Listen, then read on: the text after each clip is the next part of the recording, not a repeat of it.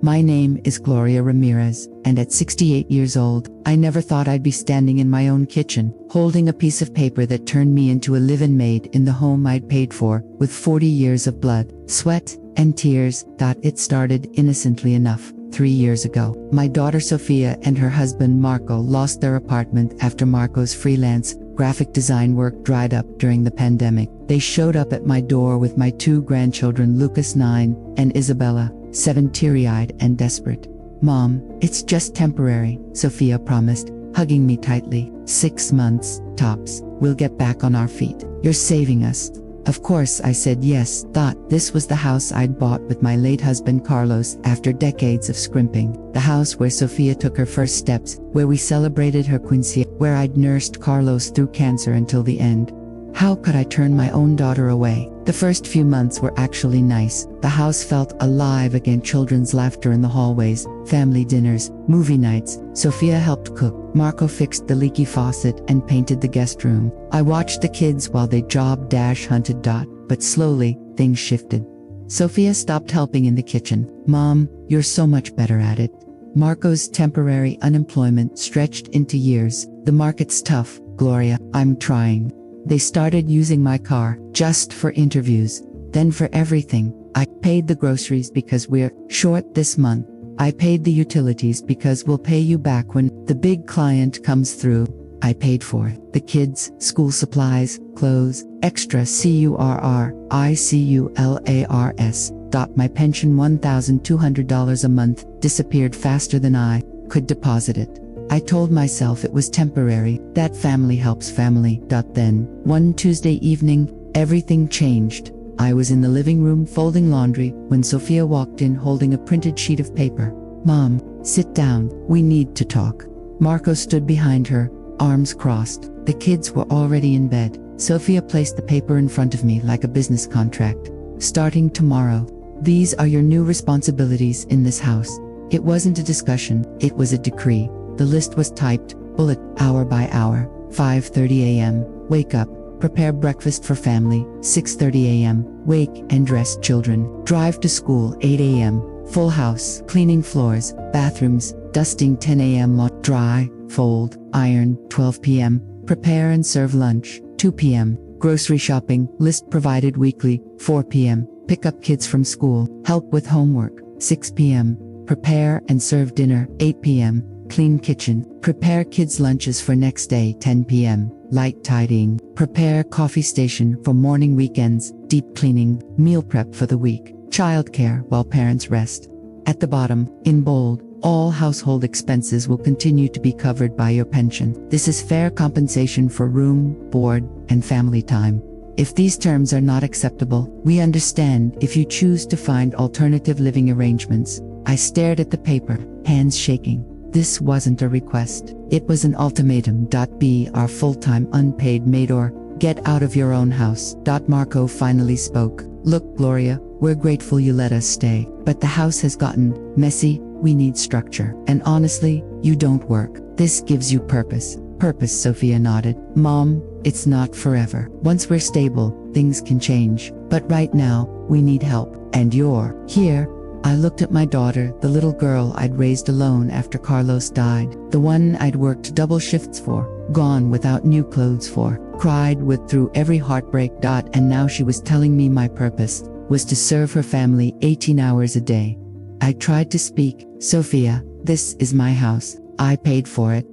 Exactly, Marco cut in. "And we've been maintaining it for 3 years. Legally, we have rights now. Adverse possession, squatters' rights, whatever you call it. If you make us leave, we could fight it. It'd be easier for everyone if you just cooperate." Sophia added softly, "Mom, think about the kids. You want to see them every day, right? Where else would you go on your pension? A tiny apartment, a nursing home." The threat was crystal clear. Accept slavery or lose your home and your grandchildren. That night, I lay in bed staring at the ceiling. I thought about calling my sister in Arizona, about selling the house and moving, about fighting them legally. But I was tired, so tired.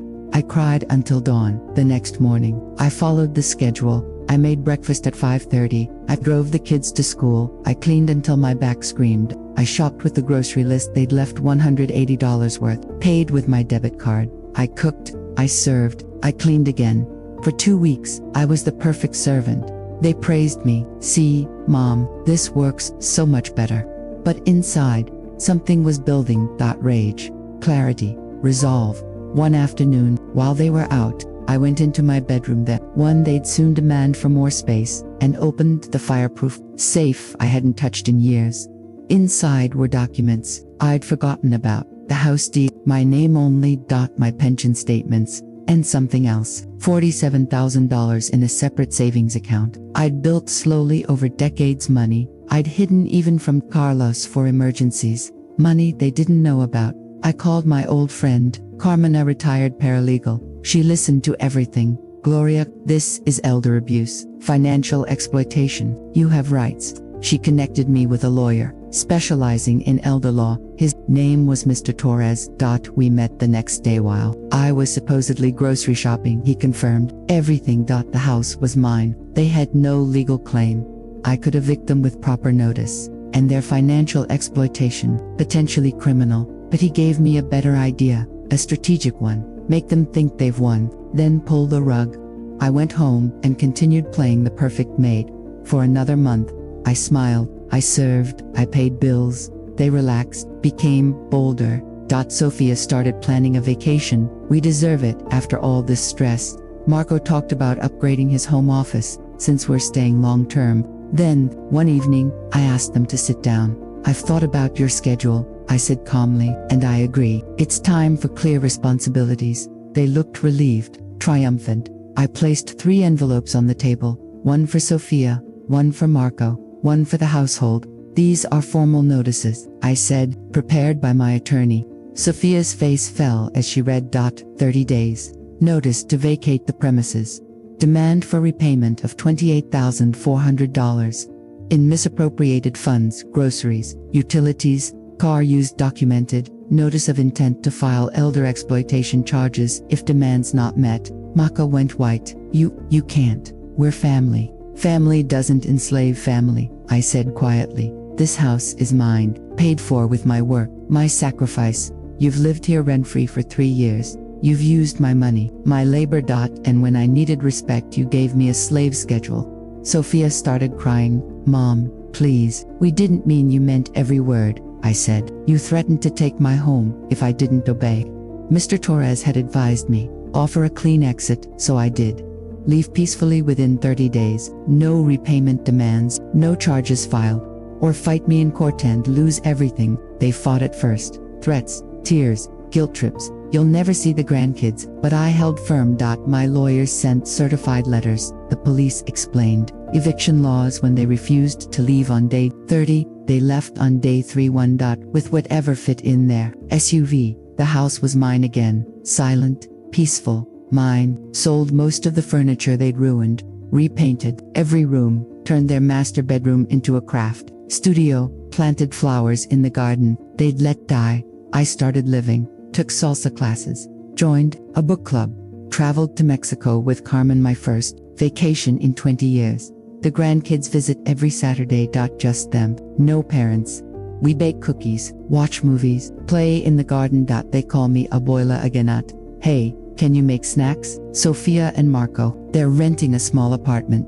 Struggling. Sophia, got a job finally. Marco, too, they've asked to visit. I said no, not yet, maybe never, because I learned something profound. Love doesn't mean letting people destroy you to prove they matter. Sometimes the greatest act of love for yourself is saying, no more. I'm 69 now. Dancing, laughing, living. In my house, on my terms. And it feels like freedom. Tastes better than any sacrifice ever could. This story is fictional but inspired by countless real women who reclaimed their homes and dignity from exploitative family members. If this happened to you, what would you have done? Accepted the schedule to keep family peace, or fought for your home and your worth? Tell me below. God bless.